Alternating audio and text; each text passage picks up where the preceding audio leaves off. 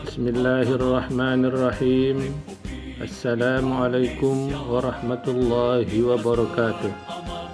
Saya Haji Musim, Kepala Kantor Kementerian Agama Kabupaten Sumbawa Barat. Program Bahasa Totang ini merupakan salah satu sarana dalam memberi bimbingan keagamaan kepada masyarakat, khususnya di Kabupaten Sumbawa Barat ini. Semoga kiranya program Bahasa Totang ini bisa diterima dan bermanfaat bagi masyarakat. Selamat menikmati. Wassalamualaikum warahmatullahi wabarakatuh.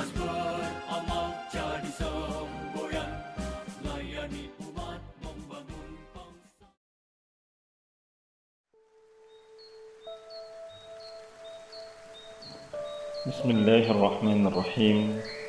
Assalamualaikum warahmatullahi wabarakatuh. Alhamdulillahi rabbil alamin. Alladhi hadana lihadza wa ma kunna linahtadiya laula an hadana Allah.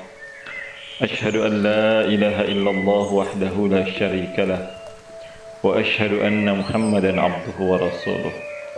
Allahumma salli wa sallim wa barik ala nabiyyina Muhammad ibn Abdillah wa ala alihi wa ashabihi wa mawalah wa ba'du. Para pendengar yang budiman, alhamdulillahirabbil alamin. Hari ini saya Fatur Rahman SSI, salah seorang dari penyuluh agama Islam di Kementerian Agama Kabupaten Sumbawa Barat, ingin berbagi sembari kita sama-sama bermuhasabah, menghitung diri ini untuk mengikhtiarkan diri lebih dekat kepada Allah Subhanahu wa taala. Yang kedua, mari kita berselawat kepada junjungan kita Nabiullah Muhammad sallallahu alaihi wasallam. Semoga selawat dan salam ini akan menjadikan kita menjadi bukti bagi kita bahwa kita benar-benar menjadi pengikut baginda Nabi Muhammad sallallahu alaihi wasallam yang dijanjikan dengan syafaatnya di yaumil akhir nanti. Amin. Allahumma amin. Pendengar yang budiman, sejak dini seorang beriman meyakini keluasan dan kedalaman kandungan makna yang terkandung di dalam Al-Quran. Makna tersebut tidak akan habis digali dan dipelajari. Demikianlah Allah Subhanahu wa taala menegaskan dalam firman-Nya, Quran surah yang ke-18 Al-Kahfi ayat yang ke-109. Qul law kana al-bahru midadan li kalimati rabbi lanafida al-bahru qabla an tanfada kalimatu rabbi walau ji'na bimithlihi madada. Katakanlah, sekiranya lautan menjadi tinta untuk menulis kalimat-kalimat Tuhanku, sungguh habislah lautan itu sebelum habis ditulis kalimat-kalimat Tuhanku, meskipun kami datangkan tambahan sebanyak itu pula. Hal ini bisa menjadi motivasi agar manusia senantiasa dituntut menggali dan mempelajari Al-Quran. Sebab hidayah Al-Quran merupakan kebutuhan dasar dari setiap manusia dan setiap saat. Di sisi lain, untuk memahami makna-makna tersirat dalam Al-Quran perlu mujahadah dan persyaratan yang khusus. Terkadang untuk memahami kandungan yang tersurat saja, orang tidak mampu memahaminya dengan baik dan benar. Namun saat ini ada semacam gejala yang jika dibiarkan bisa berubah menjadi bencana yang mengerikan. Sebagian di antara kita merasa sudah cukup puas dengan kondisi yang ada. Kualitas diri ini dianggap sudah amat memadai. Padahal kenyataannya, kualitas tersebut masih teramat sangat jauh dibandingkan generasi Islam terdahulu. Entah mengapa bisa merasa seperti itu. Pastinya ada bisikan setan yang bercampur dengan hawa nafsu yang dituruti keinginannya setiap saat. Pendengar muslim yang beriman, sesungguhnya aneh jika ada yang merasa sudah hebat dengan keislaman yang dipunyainya. Padahal Urusan sholat pun barangkali sebagian kita baru sekadar untuk memenuhi kewajiban dan rutinitas saja.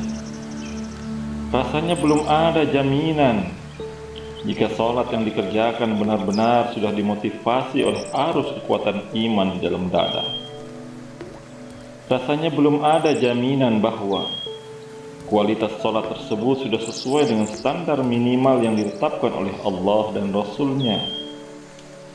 Sholat yang kita kerjakan mungkin tidak lebih dari sekedar olahraga atau senam fisik saja.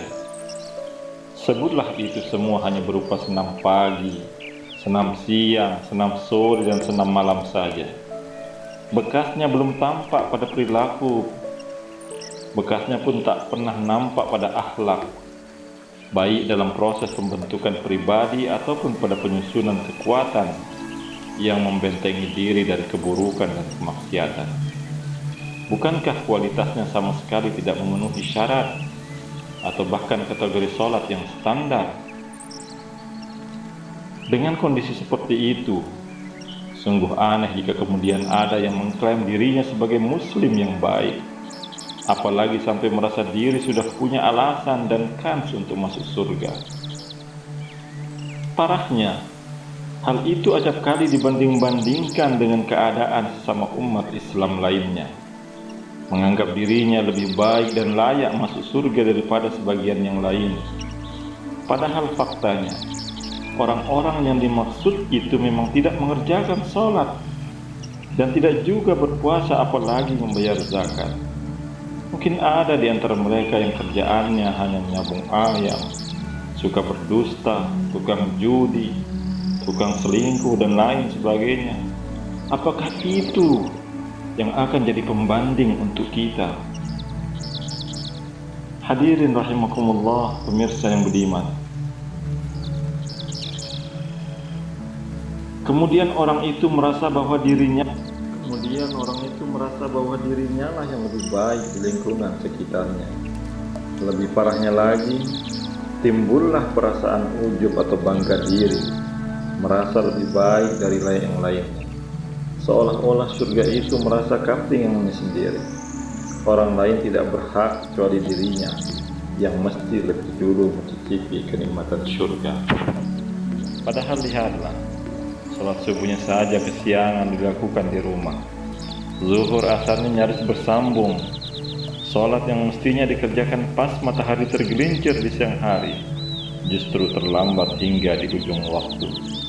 Bertambah-tambahlah, entah juga berasal dari mana. Kalau sudah naik haji merasa Islamnya makin sempurna. Setidaknya itu tampak dari lagak dan perilakunya sehari-hari.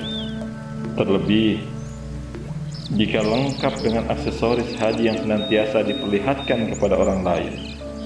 Konon, orang seperti itu seolah-olah telah bertemu dengan Tuhan di suatu tempat yang bernama Makkah. Hadirin yang beriman, yang memprihatinkan lagi, penyakit seperti ini ternyata juga melanda para aktivis Islam dan juru dakwah. Seolah-olah kebenaran mutlak jadi miliknya seorang. Sungguh disayangkan, berbagai persoalan di atas telah berubah menjadi penyakit di tengah masyarakat. Belum lagi dengan munculnya berbagai persoalan yang lain. Kita lihat saja, umat Islam kini bercerai-berai. Berbagai potensi jadi berserak begitu saja, bukan sebagai kekuatan, tapi malah sebaliknya menjadi titik lemah bagi kaum muslim.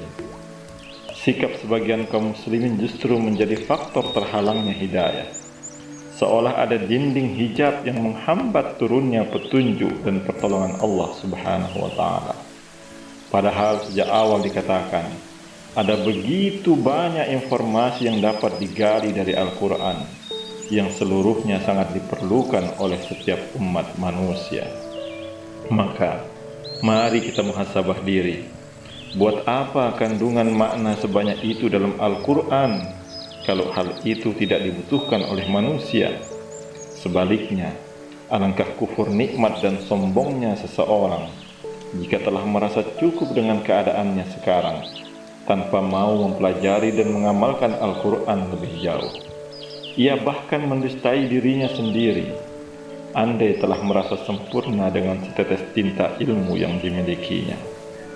Merasa cukup hanya karena sudah bersedekah dan mengisi kotak celengan masjid misalnya, atau mengadakan kegiatan selawatan secara bergilir setiap pekannya, atau mungkin sesekali ia pun mengundang tetangganya untuk makan bersama di rumahnya. Hendaknya pemikiran semacam itu dibuang jauh-jauh. Itu bukan saja melemahkan dan membuat kaum muslimin tak berdaya, tapi justru menjadi celah masuknya bisikan-bisikan setan dan hawa nafsu yang kian menjadi jari. Bagi orang yang beriman, petunjuk atau yang kita kenal dengan hudan yang ditawarkan oleh Allah Subhanahu wa Ta'ala adalah suatu karunia mendasar. Dialah esensi nikmat yang kelak menjadi penentu atas rizki-rizki berikutnya. Nikmat apapun yang dibarengi dengan hidayah Allah Subhanahu wa Ta'ala niscaya mendatangkan barakah dan ketentraman. Sedangkan apa-apa yang dipunyai manusia tapi jauh dari petunjuk Allah Subhanahu wa Ta'ala, itu berarti hanya jadi petaka belaka, bukan membahagiakan, malah mencelakakan.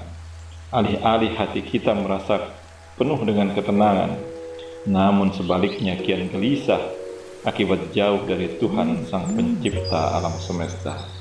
Hadirin rahimakumullah, muhasabah ini adalah untuk kita semua, untuk lebih mendalami lagi Al-Quran, mendalami lagi sunnah Rasulullah SAW, untuk kita tidak berbangga diri dengan kondisi kita yang sekarang, tapi mari kita selami lebih dalam lagi ilmu Allah Subhanahu wa Ta'ala, sehingga kita tidak gampang untuk menyalahkan sesama, terlebih menyalahkan sama muslim yang memang kita seakidah. Demikian yang kami sampaikan pada kesempatan ini. Mudah-mudahan ada manfaatnya untuk kita semua.